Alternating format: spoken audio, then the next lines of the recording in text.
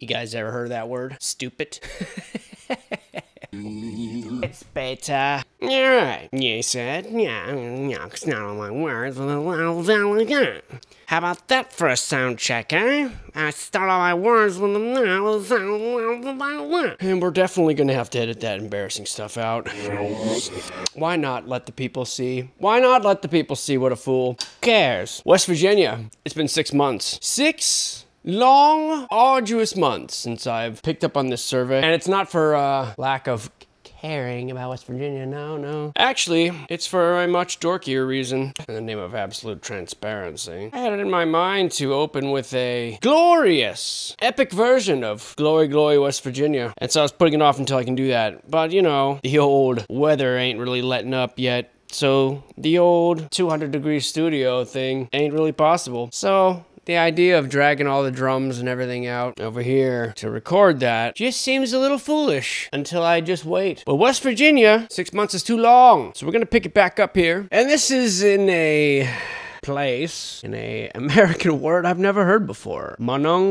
Monongahela? Sounds very native. Monongahela, forgive me if I'm pronouncing that like a doomkopf, but it's apparently a national forest in Pendleton County. And this is the homestead. Well, it's a little confusing. It says sites. Homestead, as in like, you know, S-I-T, like the site. But no, it's not the site of anything. It's Jacob Sites. That's the man's name. So it's the Sites homestead. And as you can tell, it's in great condition. It architecturally reveals the evolution of mid-19th century one-room log structure, which in this case is encased and expanded upon by frame addition to a 2-story frame vernacular residence or tavern. It depends on who's hanging out there. Sort of like this place. Sometimes it's a house, but it could also sometimes be confused with a tavern. This is a 2.5-story, we're told, structure built on a stone foundation and in poor condition due to neglect and also vandalism. Been very compromised as a residence, I'd say, and as a structure, I'll add. Not by the vandalism, but because of the alterations and its subsequent use as a storage facility. The building is vacant, deteriorated, there's a loss of woodwork, exterior clapboard, and architectural integrity, as you can tell.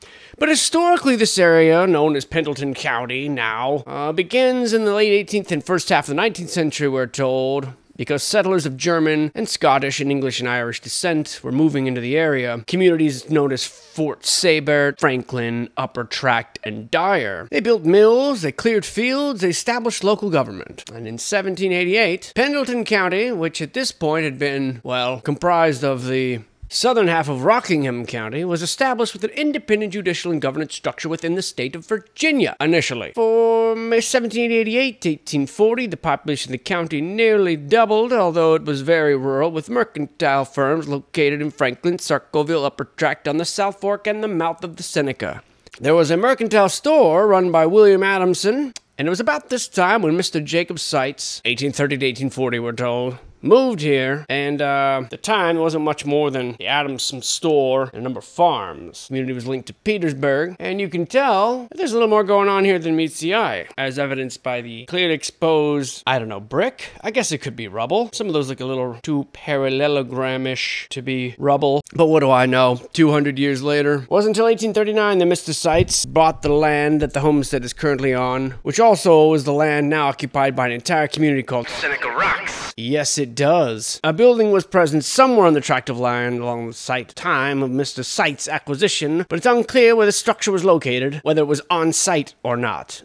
Best evidence from family tradition and record suggests that Mr. Sites moved to the site. Okay, they gotta do some different words here. They built a single-pen log structure in the late 1830s. His second wife, Catherine, and their 2 sons, William and Sampson, were also with him. In 1851, he left the homestead tract to his sons, Sampson and William, as he went on through death's door, and at the time, William and his wife were living in the homestead while William and his wife were living in a nearby farm. Wait a second. William and his wife were living at the homestead while William and his wife were living on a farm. Okay, well, Sampson and William, and his 2 wives apparently, continued to own the property until William's death during the Civil War, at which point, family tradition suggests the homestead functioned as an inn. Now, there's no documentary evidence, such as maps of the area, nor Taylor's description of the Civil War in and about Pendleton County, which I've thumbed through, support this tradition. The war in the Seneca Rocks area consisted of a few skirmishes and troop movements. In both 1850 and 1860 census, William and Sampson sites list themselves as farmers, which suggests neither they considered themselves innkeepers or distillers. I'm not even sure why distillers showed up here in the record, but there's this lingering feeling of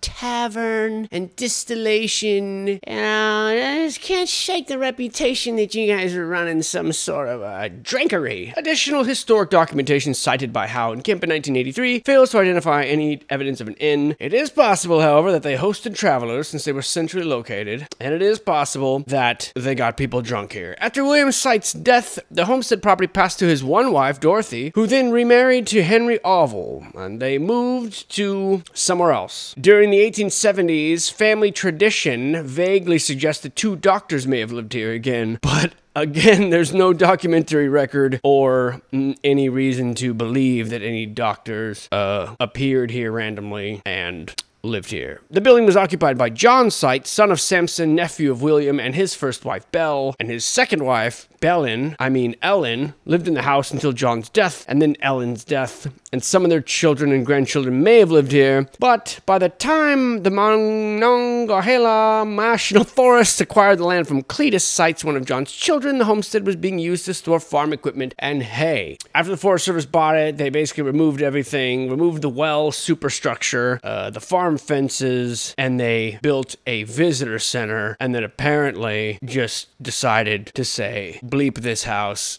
and bleep it for good, because they clearly haven't been maintaining the structure. So there, you have a very detailed look at a very uninteresting structure. But it just goes to show you how much we rely on, I don't know what this would show us. What can we learn from that? I don't know. Documents are unreliable? Okay. Taverns can exist where they're not supposed to be? Okay. I don't know. I guess you can get something from that if you would like to. This here is the Burnsville Natural Gas Pumping Station. Burnsville natural gas. That's kind of funny. The designers of this place are unknown. How about that? The steam engines and compressors are manufactured by the Nordberg Co. The boilers are manufactured by the Oil City Boiler Works. Federal Engineering Company. That's the name of the sales agent. Sounds like a person to me. And anyway, as of 1984, this site was the last known example of a steam-powered natural gas pumping station in West Virginia, built as an integral part of a natural gas transmission system designed to supply gas to the greater Pittsburgh area. And it's an important example of a steam-powered technology used by the fossil fuel industry. That is interesting. And I wonder why we stopped. I mean that legitimately. Why did we stop? Let's find out. Operation of the station began in 1917. At that time, the boilers were produced. Well, the boilers that produced the steam were coal-fired. Coal-fired, steam-powered engines to pump natural gas. Something about that just seems like sort of circular. Like the output can't be greater than the input. I don't know. What do I know? Virtually nothing. That's what I keep learning. Now, we're told that in 1935, the station converted gas-fired boilers and increased its pump capacity, but interestingly, this latter unit, number 10, that they used to do this, was identical to the units 1 and 2 installed in 1917. That is kind of interesting. 17 years later, you're going to install an identical unit, but this one runs on gas and the others run on steam? Something seems suspicious there. 1936, the station was enlarged, adding a low-pressure compressor designed to raise the pressure of field gas so that it could be pumped towards Pittsburgh along with other gas in the equitable system. This low-pressure compressor was apparently relocated from some other gas pumping station because it is of the same basic technological design as the 1917 units. What? Another one? And then for 40 years after 1943, the Burnsville station experienced no major additions. The operation, after much reading, let me synopsisize it.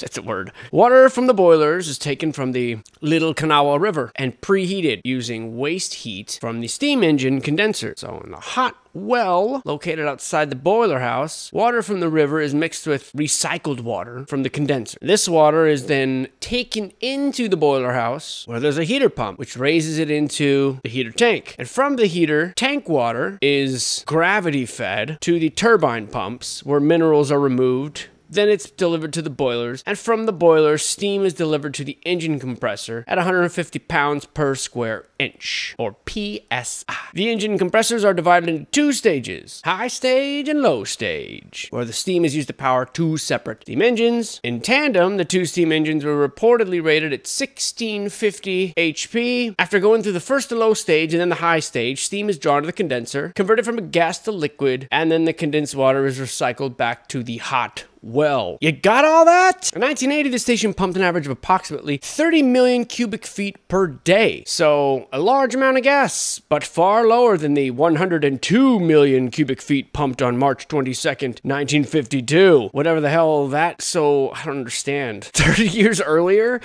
it was better? No, I don't know. But after leaving the compressors, the gas is like 270 degrees and has to be cooled to 80 degrees. And this cooling is important because if the gas is shipped through the transmission pipes at a high temp, the oil would condense in the pipes as the gas cooled and cause maintenance problem. So that's why the gas from the compressor has to be run through a system of water-cooled pipes located outside the pump house before leaving the station. As you can see, in 1984, this was operated by 3 4-man crews working 8-hour shifts. That's it. On each shift, 2 men worked in the pump house, making sure all the equipment was lubricated, and 1 man worked in the boiler house to ensure that Diddy stayed away from the lubricant, and also to make sure no mechanical problems went unnoticed. The shift supervisor made sure that the station properly responded to the demands of the entire Equitable system and directed all routine emergency maintenance required to keep the station functioning properly. Blah, blah, blah. Equitable, by the way, is the name of a company, not an adjective, because the pumping station was built by Equitable to replace the historic steam power facility, and the total crew of only 4 men will operate on a 24-hour basis. So wow, the new station requires only a third the personnel, and this new station will become fully operational in the future, 1985, which is our past, because we are from the future in this world. Though we work with machinery designed in the past to fuel the future that's coming, that we already experience now in the present, being that we are beings from the future, looking at surveys from the past, telling us about our future that is already past. Do you get it yet? I don't. Perhaps you might can help me out with all this future paradox talk. What'd that graffiti say? Paradoxy got moxie? Well, it works. Doesn't look very 1984-ish, does it? Not the book, I mean the year. This all looks very, doomsday apparatus-ish. So I don't know. What are we taking these pictures for? Look at all those wrenches. Wow, that one is very large and almost seems like it's made funny. Like, where's the leverage? Would you need a longer handle? I don't know, but apparently works for these guys. So what do I know, dude? This is either a torture rack or just tools for dudes. Hey, and here's the dudes. What a nice group of West Virginia looking dudes. Yes, sir. Checking your belt buckles, dude, for some Freemasons or whatever, you know. You never know around here, dude. You never know. See that Brad Paisley releasing that weird video about, I'm a 32nd degree Mason, and I'd like to welcome all you new recruits to the wave of the future, or whatever the hell he's talking about. Really look like a training manual, like the kind of video you have to watch when you get a crappy corporate job when you're like 15. Yeah, Brad Paisley. The Brad Paisley Freemasonry instructional video. If you haven't heard of it, you should check it out. If you like to cringe a lot and be disappointed in country stars that you had barely heard of. Name like Paisley. Gotta be made up, bro. Ain't nobody named Paisley. What do I get paid? No. You don't get paid. You don't get paid, dude. I get paid. If I pay myself, you don't get paid much. That's what? Man, about to have no goddamn. Shut your mouth, bro. I'm my own boss now. Is that why you ain't getting paid? Damn right. Pay yourself more. You pay yourself more. You pay me more. Come on, boy. Give me them goddamn strawberries. Oh, bro. I would. Might just be me, but it sounds like you trying to get slapped up. You project a little much right there, bro. You know what? You just keep these daiquiris coming and we'll have a problem. Yeah, I'm 17. I can't find a rum. Use tequila. Oh, the help. The help's getting all uppity over here. The help that's not getting paid. Hey, bro, we spread the wealth equally, all right? The zero that I have gets spread to you. Anyway, we are here at the Baltimore and Ohio Railroad Stone Bridge. I don't know if this is number 1 or number 2, but there are 1 and 2. And they're related to the Coal and Coke Railway Company Engineering Department.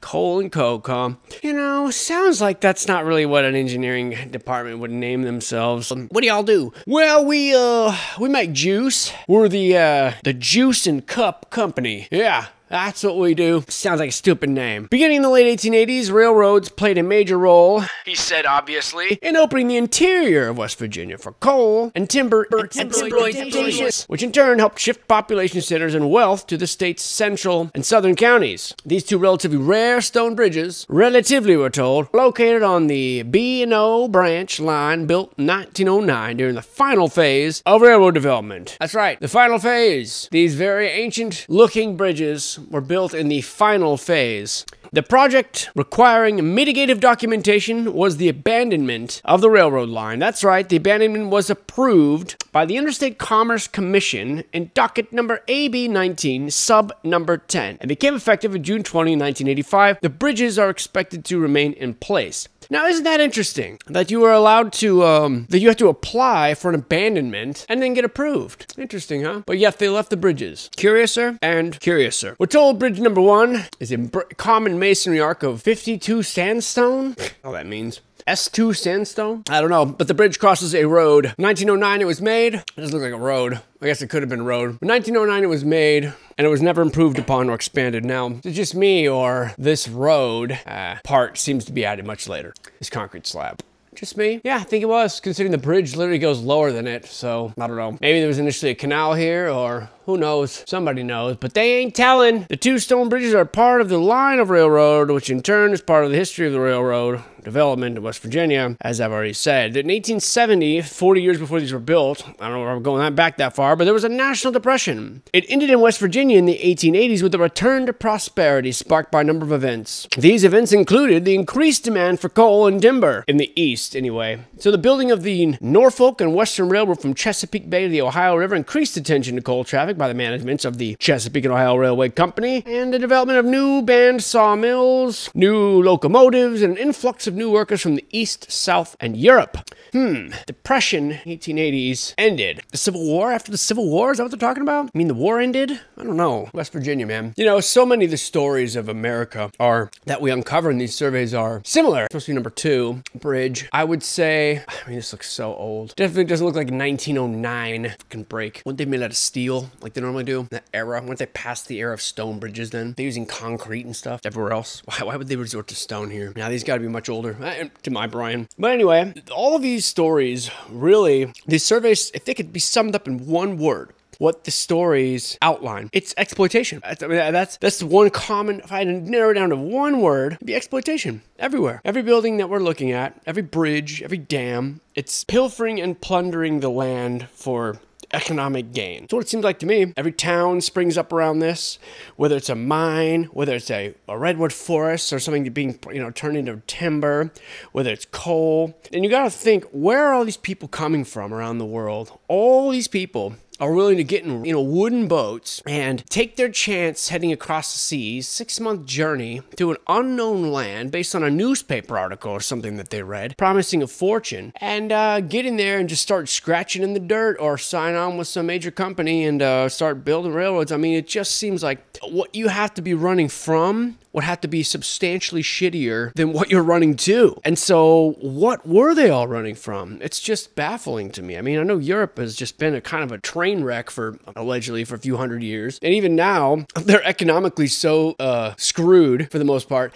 And yet their leaders just pat themselves on the back and keep lying to themselves and telling everyone, everything's all good here, folks. We're doing great. Look at us. We're doing great. We still look great. We still look great. Our neighborhoods look great. And it's like the emperor's new clothes, man. Only now is the kids starting to point and the buzz is starting to spread. It's like, when are we going to stop giving the reins of this stuff over to the crappiest of us? But I digress. Back to this story of exploitation, the one that took place in West Virginia. It's funny, there's a map here, well, on the other screen. I'm not sure if I can pull it up here. And it details how somewhere around the Sutton Dam, they've agreed to abandon the track all the way to Elk River. And then it says the abandonment ends. Interesting why they would even choose to abandon that line. There must be other machinations at work. Ah, and now we know the era in which this is constructed without even having to look, thanks to the new staircase leading up to the new first floor, and the old first floor being subjected to these little sun slits, you know? Slits, I said. Let's find out what new story they have for this building. And it's the Federal, you knew it, Reformatory for Women. Also school and also chapel. How about that? All of those reforms, I love that name. Reformatory, school, chapel, or prison, all the same. Reforming is the game. And we're not given any information about it, at least at this point. We're just left to gawk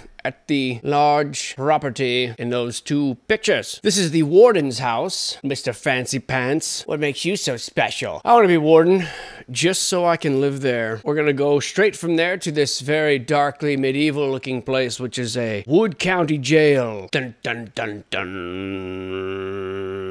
Hopefully I can find a sound effect that sounds like that. Or something sinister. Maybe I'll make one. This one, we're told, is built in 1889 as a jail. Built as a jail. Yes, of course it was. That's exactly like most jails that I've seen. With the tower and all that beautiful Victorian stuff going on, yes. And of course the level of something disturbance here, and then this other level of disturbance here, or at least the one they settled on. But what of this jail in 1889? How could this be?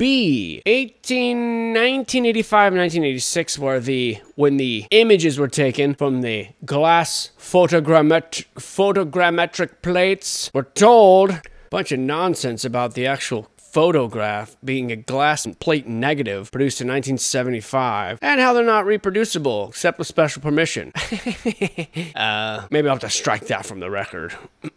But see, we're gonna go ahead and ignore that little legal sort of thing that I stumbled into unwittingly, and that's all we're told, I guess, about the Wood County Jail. So yeah, I guess we'll just make up whatever we want. What kind of a jail looks like that? I mean, what a stupid story. I'm sorry. I know it's commonplace back then to have jails that, you know, you gotta come up with some reason for them. Oh, it's a school. Oh, it's a church. Oh, it's a jail. Oh, it's a president's house. It's a city hall. It's a post office, an insurance company, bank, firehouse. I don't know. We're running out of places, dude. A sanitarium. That's it. An asylum. That's it. Hospital, I guess, could be the end of the list. Or if all those are taken, just say it's like the mill or the mayor's house or whatever. Well, this time we've settled on jail. Looking decidedly unjail-like. I mean, are there even any bars in any of the windows? Or where were I mean, this is just ridiculous. Ridiculous. And the fact that there's no information about it, that makes sense. It really do. This is the old Wood County Courthouse, where you get sentenced to go to the old Wood County Jail once you come here. This also, we're giving literally nothing about what the actual place is. Just how the photographs are not reproducible except without special permission. Special permission, which I have not received. So don't tell on me, please. Just enjoy the courthouse, okay? Just enjoy the courthouse. And look at how implausible it is for it to be a courthouse. Glass plate photography, you know, can't be altered, we're told. Looking very, I don't know how big Wood County is, but it seems like overkill for any courthouse. What's the point of this? Four-pronged tower here. You think you know. I mean, we think we have a better idea. For no dang courthouse, that's for dang sure, bro. How stupid do they think we are? But on a side note, what an incredible building. I mean, the architecture is just absolutely stunning. Absolutely stunning. It's amazing, really. It's almost like they had to make the counties based on how grand these power stations were, or these buildings were. You know, if there's an exceptionally amazing or powerful plant out there, but you have to occupy, like, crap, well, we have to make this a city hall, so I guess we'll have to make this a city, and I guess we'll have to make this a county, which is why you have some of these counties that are so sparsely populated. Or sometimes you have the capital of a state being so far from the economic center, you know, like Sacramento, for example, or some of these other counties like Albany, New York. It's almost like they have to make the capital where the greatest building is. So they're kind of constrained. I mean, this is just my own reckless speculation. You know what I'm talking about, dude. And here's another view of the excellent courthouse. Of course, we have our fountain here out front. Perfect symmetry, dishonesty, tomfoolery. You're being hypnotized. These are not the buildings you're looking looking for. I mean, wait, yes, they are. They're just repurposed. These low windows making so much sense all the time. More and more sense all the time. Especially when the grade's right here. Like, why didn't you just, keep the grade going? No, we're not gonna do that, dude. You must be out your mind, bro. This is the courthouse of what I'm guessing is a pretty small county. I don't know that. I'm sitting here in front of a computer, dude. I can find out if I want to. Sure could, but I'd rather just guess because I'm feeling stubborn. Certainly you felt that way too before, haven't you? Come on, man. Maybe a little bit less strength in the daiquiri, thank you. I know I go hard, dude. I'm a man. Daiquiri is a man's drink and a teenager. There's some overlap there, I'll give you that. This here is the Williamstown Marietta Bridge, spanning Ohio River between Williamstown and Marietta. Allegedly, it was the first highway bridge in the U.S. built in a cantilever fashion over an inland river. Despite those lame qualifiers,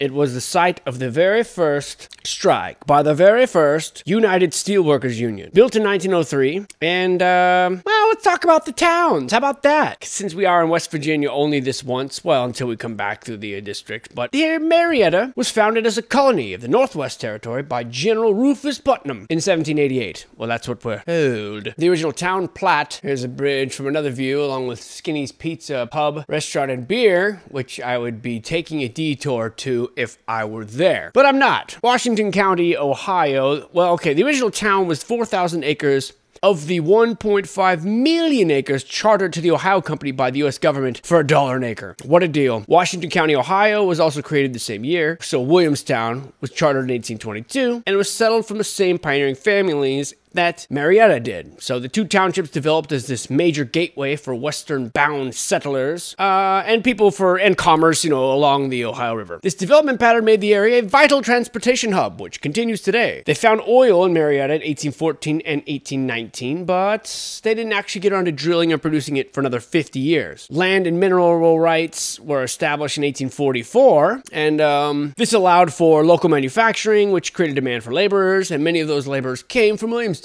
Now, again, we have the situation, I'm going to interject here, with the old world looking base and the new world looking top. To me, looking very suspicious. Like they just draped something new across something very old world. Even the design, even the ornamentation or the look of it is just decidedly 100 years, 200 years older than this. I don't know. It seems almost like he who has eyes, let him see. But in any case, flatboat ferry services operated by horse tread power were replaced by a steam ferry at about the beginning of the Civil War. The steam ferry was named De Julia, which was replaced by the Emma Yule in 1881, owned by a J.R. McMillan of Marietta, and finally replaced by Pioneer City, which is a light draught steam wheeler, stern wheeler, operated by Captain Ryder. So these ferries operated between Front Street in Williamstown and Ohio Street in Marietta, allegedly across this here little gap. Now, in 1900, a group of prominent Marietta businessmen formed the Ohio River Bridge and Ferry Company with the sole purpose of building a toll bridge across the Ohio River to link these. Notables in the company were Beeman G. Dawes, M.F. Knoll, Charles Muleman, George Best, John Mills. Interesting names. The newly formed company had a monumental task of building a huge structure with only private funds. Neither West Virginia nor Ohio, as states, participated in the financing. T.M. Ripley was hired as the resident engineer. Bridge construction was carried out by the American Bridge Company of Pennsylvania. Locating the bridge was no great endeavor. No great endeavor, huh? Yeah, just right about the ferry crossings.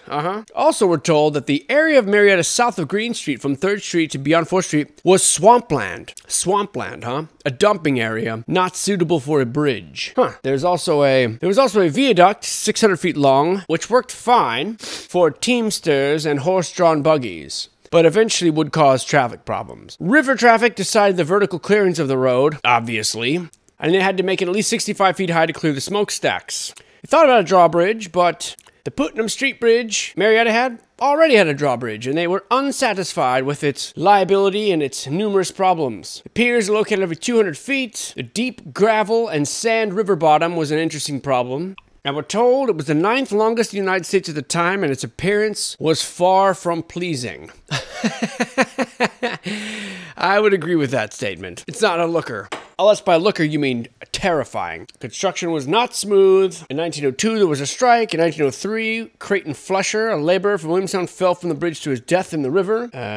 In 1980, John, last name is Moat, another senior bridge inspector, became the only other tragedy 80 years later when he fell from the upper cords, hitting the bridge before the river. Or was pushed. Here's something interesting. The bridge was open to traffic as a toll bridge on September 1 and cost 5 cents to cross. The first streetcar across the bridge the day before, when the company president and Marietta police chief and other notables ran the blockades and crossed the bridge as a political prank. A flood occurred in 1913, inundating the business district with 20 feet of water. The lower end and one of the twin trusses were covered by the floodwaters, but the bridge was not damaged. 1926, they had to remodel the damn thing because engines were getting heavier. In 1937, a steamboat passing beneath it somehow set it on fire. They battled the blaze for hours. 790 feet of wooden deck were replaced. This greatly inconvenienced local citizenry, despite a ferry operating, and that was completely hampered by ice due to the uncommonly cold winter. This is in 1939 to 40. I don't know how much of this history you're interested in. Maybe this is boring to you. I don't know, dude. Look at the freaking bridge. Just look at it. Is it fascinating to you to know how much it would take to paint a bridge like this? Because if so, I'll tell you. 300 gallons of red lead primer and 300 gallons of aluminum paint. That's how much. This is in 1948. By today's standards, that'd be probably over $1 million. Then in 30 years later, not even. 12 years later, they sandblasted it to bare metal and they painted one coat of red lead primer, which is 1,000 gallons, and 2 coats of aluminum paint, which is 1,430 gallons. Hold on a sec. So first in 1948, it required 300 gallons, and then 12 years later, it cost 1,400 gallons? Someone's being a little wasty on the painter. That's what I was saying again. Then they painted it again 10 years later, but then 3 years after that, they closed the bridge forever.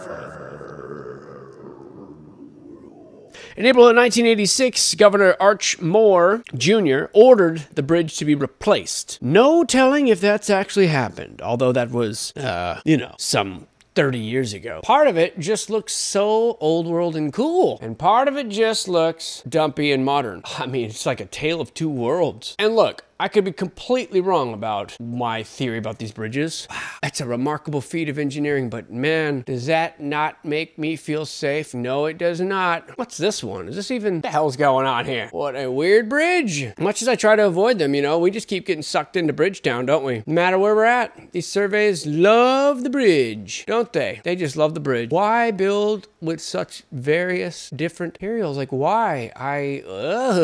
That's not very comforting at all. No, you know what? Stuff like this, though, dude, it's totally fine. Who cares? You guys are Americans, dude. Who cares about you? We're gonna send $100 billion more to Ukraine. Yeah, we're gonna. They've already lost the war, of course. It's not the point. Not trying to win. We're just trying to delete some Russians. As many as we can. Just to hopefully maybe they'll have enough, they'll be angry enough, and then they'll overthrow their widely popular president. The one that's unified the country. That's our hope. So these bridges, dude, they can take a backseat to our personal vendetta against that other part of the world that seems to be doing way better than us. As long as we keep lying to you guys and telling you that they're all broken, old school, and stupid, then we'll keep sending money to the poor part of the world that's completely corrupt. And then your bridges can continue to look like trash. And this is pictures of the original ferry service, which has been commandeered by this giant man in the top hat. The watchers, look at, they've been here. They've arrived, and it won't go well for you after this. No, sir. The hell's this picture? Bridge looks like it's fine. What's that out there? What's going on here? The bridge looks like it's completely already done. That font looks strangely pronounced. What is that, a floating ghoul above the... Is this like a Space Invaders video game? What is that thing? Like, it's like... Looks like a Pac-Man villain. Oh.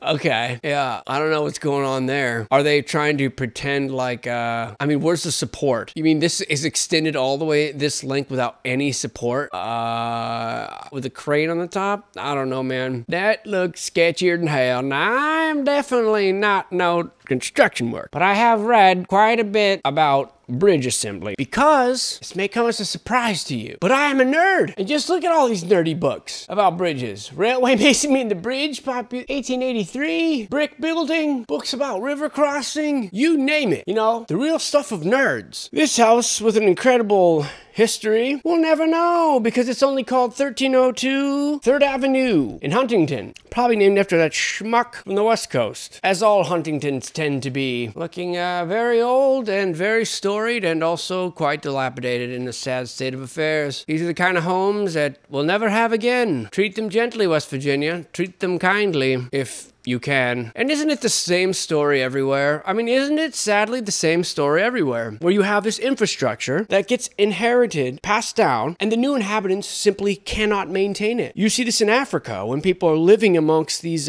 buildings that are just grand and they have no roof. Or India or Bangladesh. And why would we be any different here? And yet we're to believe that we are on the right path, that we are at the pinnacle of humanity. Yeah, sure, because when you inherit stuff like this is what it looks like when you are better than what came before. Yeah, truly. This is clearly the mark of a society that understands and appreciates what came before. This is clearly the hallmark of a society that values quality, that cares and respects property rights. What a joke. And this gorgeous house clearly suffered from fire and it is a goner. No doubt it's a goner. It's quite unbelievable. Here's the Milton covered bridge, similar to the Milton hurricane that's been so lovingly steered toward Florida, as if they didn't cause enough damage on the first one. The hurricane gods, I mean. Not that anyone can ever engineer weather or anything like that. That's a lost art and a technology that has faded from us. So don't even talk about that, guys. Don't even go there, dude. This is totally all 100% natch. It's like a McDonald's hamburger, okay? It just evolved from the wild. Anyway, this Milton covered bridge is a single-span howe truss of 10 bays, blah, blah, blah, blah, blah. Insert boring bridge talk here. In 1971, the floor beams were replaced in order to keep it looking original. The town of Milton began to grow and prosper with the arrival of the railway, the god of rail, which finally bestowed upon it its blessing in the early 1870s. And this covered bridge over the Mud River solidified the town's importance in the minds of its inhabitants, according to this very brief and very unsubstantiated record. It looks days away from collapse by my semi-unprofessional standards. And here we reach the colored portion, where the department, National Park Service, or whoever holds the keys to the purse, or the strings, I should say, allow us to see in color what before they were cheapifying into black and white, sometimes giving the photographs an improper element of age, inaccurate I should say. And look at that obviously different foundation here. This must be part of the women's reformatory that we looked at earlier. This is a historic part of town here, and I have no comment for that. It's very strange to me. What the frick is this? Couldn't get very close, could you? Alright. This one's a real West Virginia. The Kmore coal mine. Now that the world's largest single arch bridge makes it possible to cross the 900-foot deep gorge of West Virginia's New River in less than a minute,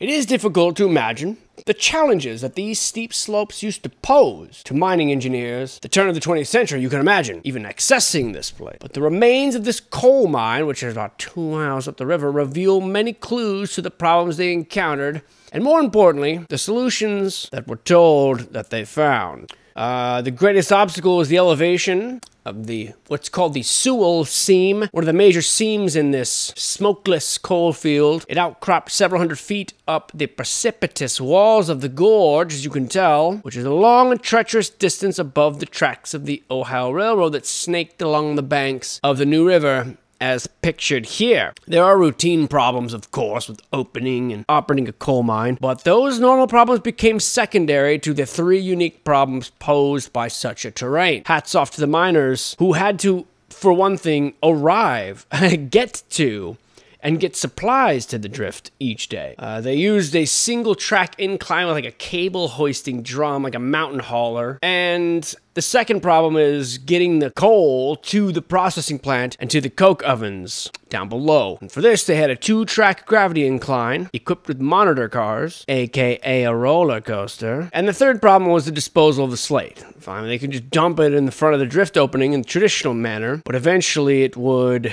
slide onto the tracks of the railroad. So they had to put in another incline to pull slate cars to the top and dump it far away from the edge. So a lot of infrastructure involved in even getting this mine to function. The remains of these incline systems are in various states of preservation. You could see some of them just have a concrete foundation and partial walls left. The tracks remain, but the only evidence of the slate track is just 2 tunnels, which were cut through the rock at the top of the gorge. The head house is still standing, but just barely. So the innovative use of the ancient principle of the inclined plane was a significant feature of American mining technology, of course, and good coking coal was always demanded at an increased rate, and there were a lot of coal fields in regions around here that were actually considered inaccessible, largely because steep slopes. So these brave coal miners had to adopt a multitude of special techniques for moving men and materials. And it's what I call hick genius. I have a few cousins that I would describe this.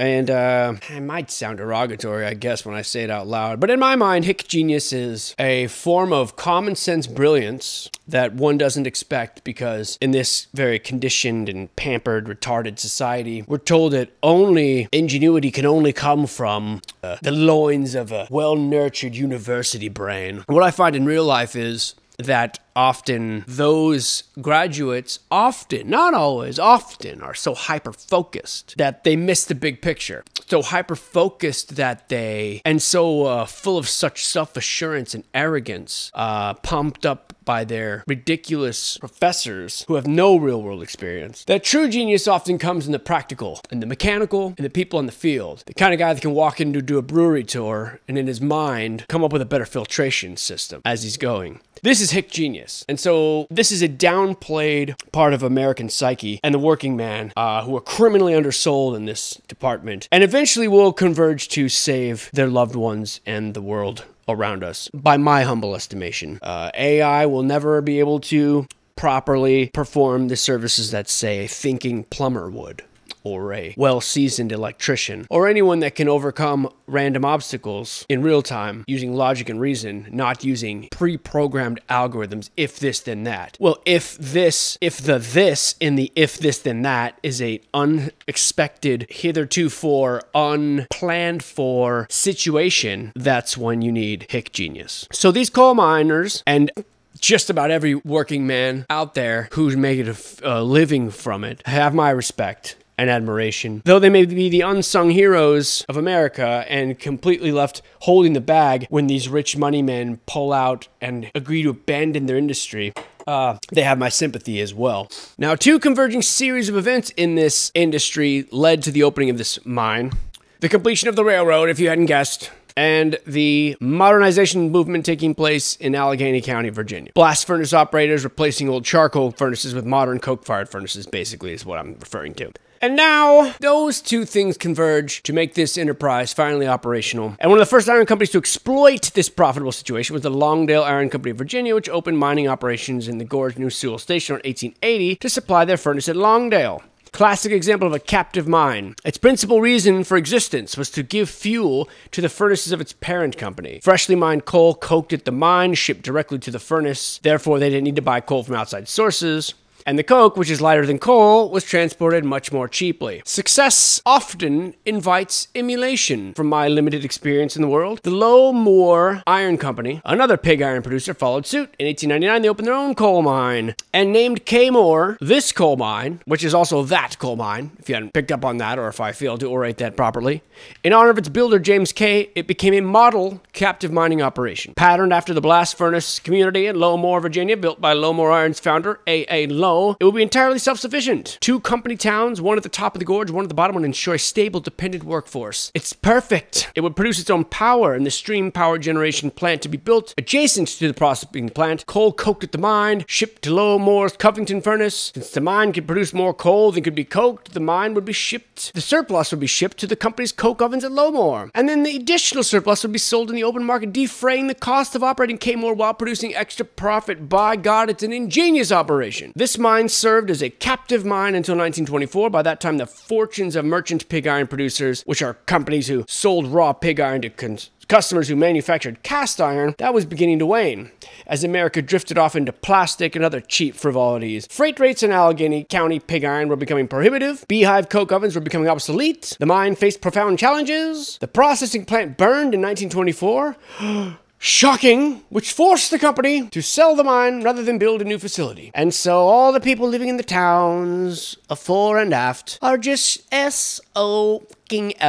The New River and lovely named Pocahontas Consolidated Coal Company, rather mockery really, bought Kmore in 1925. They built a corrugated metal fireproof quote-unquote processing plant, yeah, I'm sure, designed by Link Belt. A few years later, they added a coal washing facility. Kmore would no longer serve as a captive mine. The entire output would be placed on the open market to be sold through the Berwind Corporation's vast distribution network. So the physical plant here obviously changed considerably over the years, if you were following the story, which might be boring, but in some cases, the transformation was total. Entirely new structure now stands, of course, because the other one burned. In other cases, the change had been less extreme. The head house at the front of the main drift is modified slightly, but it's probably the original structure built in 1899. In other cases, the beehive coke ovens you've seen on the screen and the brick and concrete fan. Hey, Jimmy! House abandoned when they became obsolete. Their major equipment was removed and they were allowed to deteriorate. And the mine was closed permanently sometime in the early 1960s. And if you are brave enough to go inside of there, well, you're a braver man than I. And that says a lot, because I'm like super friggin' brave, bro. Actually, wait a second.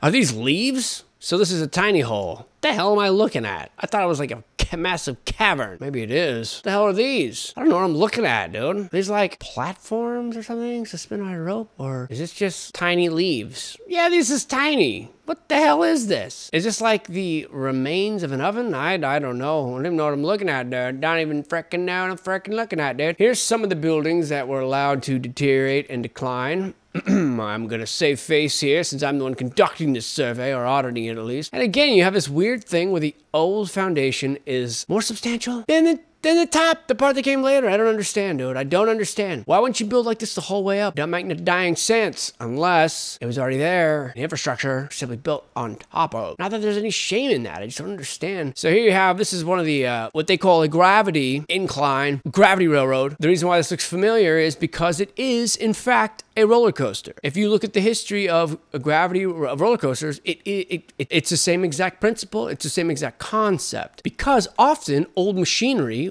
is repurposed and sold back to us, third or fourth generation humans, whatever you call us, as amusement, as entertainment. They get great joy out of this. I guess this is a deeper conversation for another time, but just keep that in mind. I don't see this widely reported. This is something I came across on my own, but I gladly share it with anyone. And I can say with almost, 100% certainty that gravity railroads indeed are roller coasters, modern day roller coasters. Same principle. I mean, you could actually see how that could be. And if you think about the old roller coasters that are, constructed from steel, that's exactly it. It's let go, goes down the track, and eventually gets to a place where it is wound back up. It's not that difficult concept to understand. Whoa, magician, you called? No, sir. Wait, yeah, I did call. What? I'm busy playing historical games with my nephew. Oh, carry on then. Would that I could be so lucky. You want to join us? Anyway, we'll move on back to our reckless speculation. Yeah, I gotta ask for your forgiveness on this one. Because we've lost the plot, I say. We've lost the plot, Jimmy. This is fascinating, though. I mean, I know this is really, really dry and dorky and not really what most people look for when they talk about historical building. They're looking for something fancy pants. And admittedly, so am I. But I'll be damned if this isn't just as equally as a compelling mystery and an integral part of the history of this country. country and this world, which we play a prominent part of. I didn't ask for that, but we do. And what happens here and what has happened here is from my limited perspective, knowing this country and traveling it the way that I have and believing the way that I did for so long and seeing it all with fresh eyes, there is something within me that resonates that yes, the opinions and the stories that you held to be true before were incorrect. That's the unsettling feeling. That's why it never made sense enough to think about very often. Billions of miles away, billions of years away, unfathomable. Literally incomprehensible to more Bryant. So why even give it any thought? And that is exactly the point. They don't want you to look very hard at it until it's gone. And then what? You'll have digitized pictures, digitized records, as if that can't be changed. As if the entire Mandela theory isn't just an exercise in getting people to distrust their memories and their minds. Either that there's a hacker on the inside trying to get our attention and changing things that should be obvious to us. I don't know. But areas like this, they're not long for this world. The write-ups may be, yeah. But we need to preserve what we got. I wanted to go longer, but outside factors are forcing my hand. I will see you, friends, hopefully with a riveting new song.